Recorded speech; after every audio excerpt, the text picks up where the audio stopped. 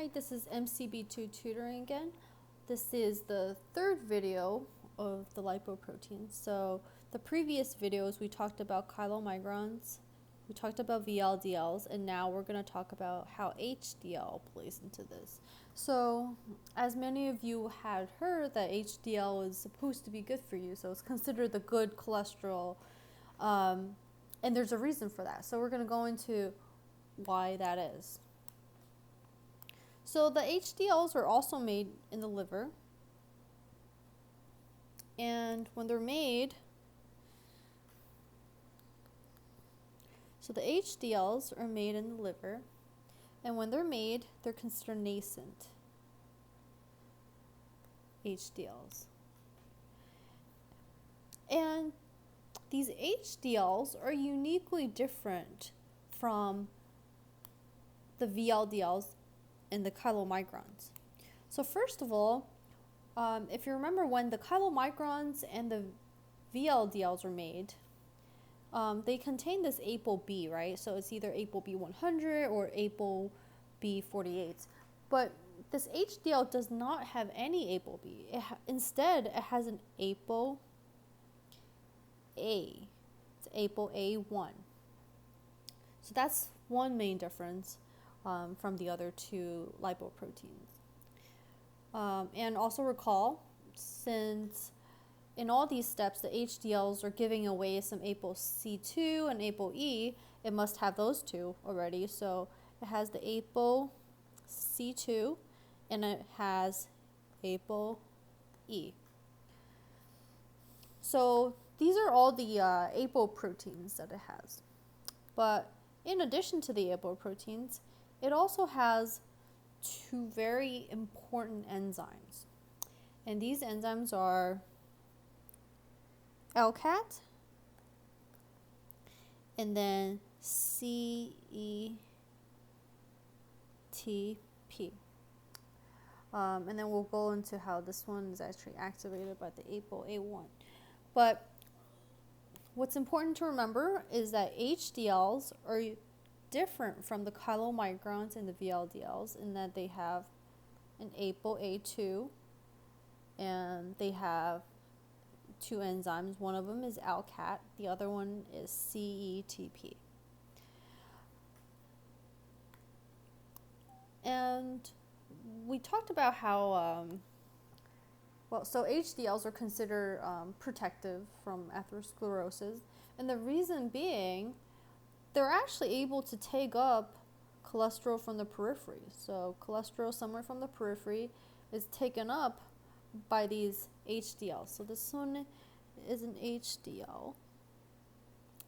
And when they get taken up by the HDLs, so cholesterol here, the same thing happens as it did in the cell, so that cholesterol, they don't want it, so basically they don't want the cholesterol to just float around as cholesterol. They want to keep it inside this HDL. So to keep it inside, it has to get rid of all of these nonpolar parts of the cholesterol. So it changes it into cholesterol ester. So recall here, cholesterol has an OH group that makes it slightly polar. And once it's changed into cholesterol ester, it's replaced by this group. So this is a hydrophobic chain of basically like a hydrocarbon chain. So this structure is less soluble in water than this structure. So this will be maintained on the inside of this, basically like a lipoprotein. So these periphery will have some hydrophilic and polar parts, and then the inside is all nonpolar. So cholesterol ester will kind of remain in the center of the HDLs.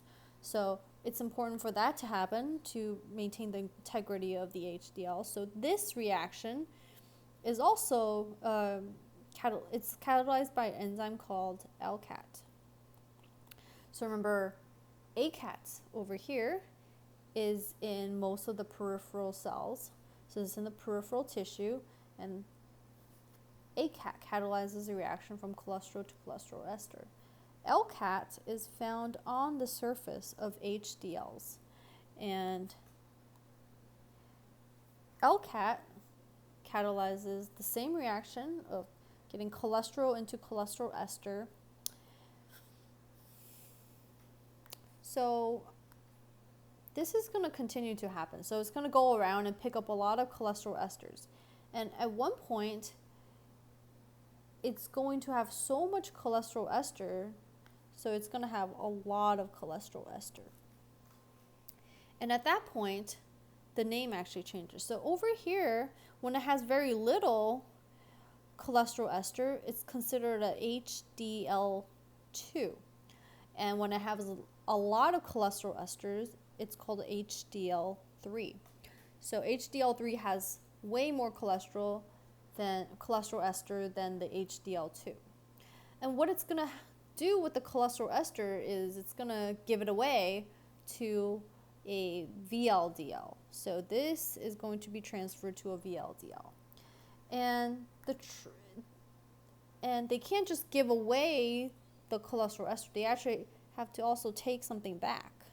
So the triglycerides from the VLDL gets transferred to the HDL. So it basically makes that it's more like an exchange. And it's an exchange of neutral lipids.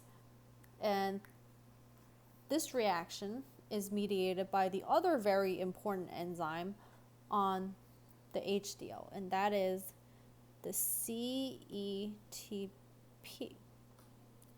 And that's also located on the surface here. So CETP is found on the surface of HDL. It stands for cholesterol ester transfer protein. So one of its function is it'll transfer the cholesterol ester to the VLDL. And in return, to maintain that balance of neutral lipids, it will transfer a triglyceride into HDL. So now HDL is going to have some triglycerides in it. And it's going to actually drop this triglyceride off. But before it can do that, it needs to be changed into the 3 fatty acid plus glycerol form.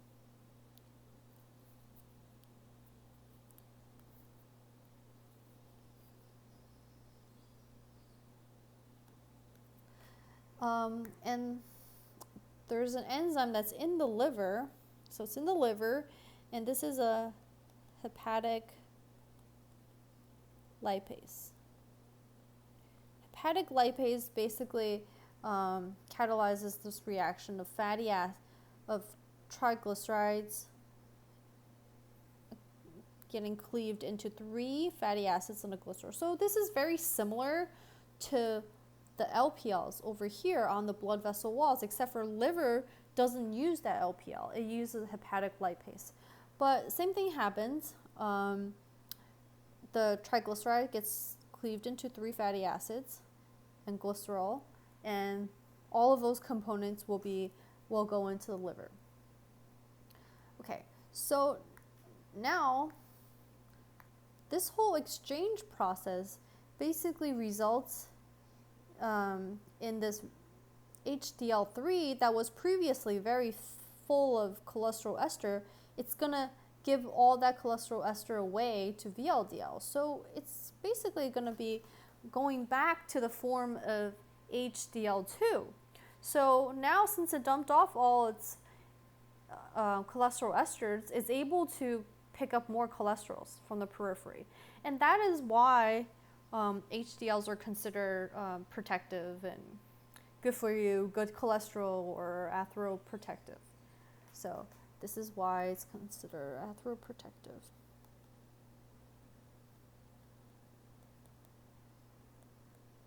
And that's this one here, HDL2.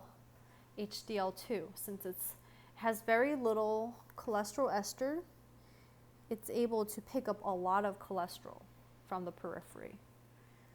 Okay, so just to summarize this, we talked about 3 types of lipoproteins. And the function of all of these lipoproteins is basically to transport hydrophobic nutrients, hydrophobic material. because hydrophobic stuff, they can't really just travel in the blood by themselves. It's not soluble in water, so it needs to be carried by these lipoproteins. So that's what all of these do. And the only difference is basically where these lipoproteins are coming from and where it's going and what it's carrying. That's the only difference between all these three classes of lipoproteins. So a chylomicron came from the GI. It drops off triglycerides to the periphery, and then it ends up in the liver.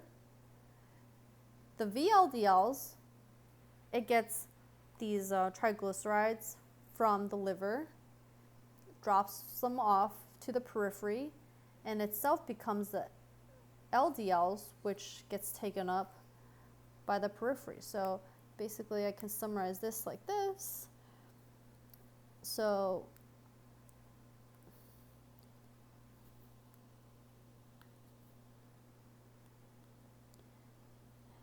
the VLDLs came from liver. Job is also to drop off triglycerides, and then it ends up in the periphery.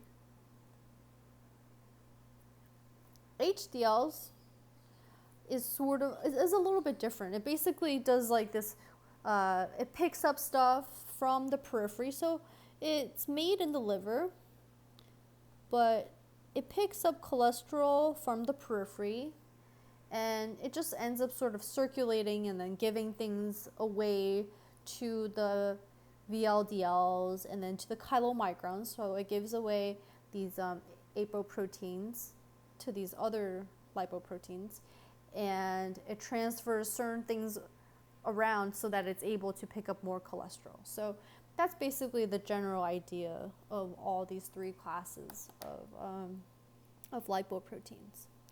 And just to reiterate, lipoproteins are used to transport hydrophobic material, so basically lipid-soluble, water-insoluble material. So basically the triglycerides needs to be transported by the lipoproteins. However, if they are triglycerides with, however, if it's a fatty acid with short to medium chain, they are soluble enough that they can be transported by albumin. So the shorter chains of fatty acids will just be bound to albumin and transported that way. So lipoproteins are for things that are even less soluble than that. Okay, so this concludes all the lipoprotein videos. Hopefully that helped.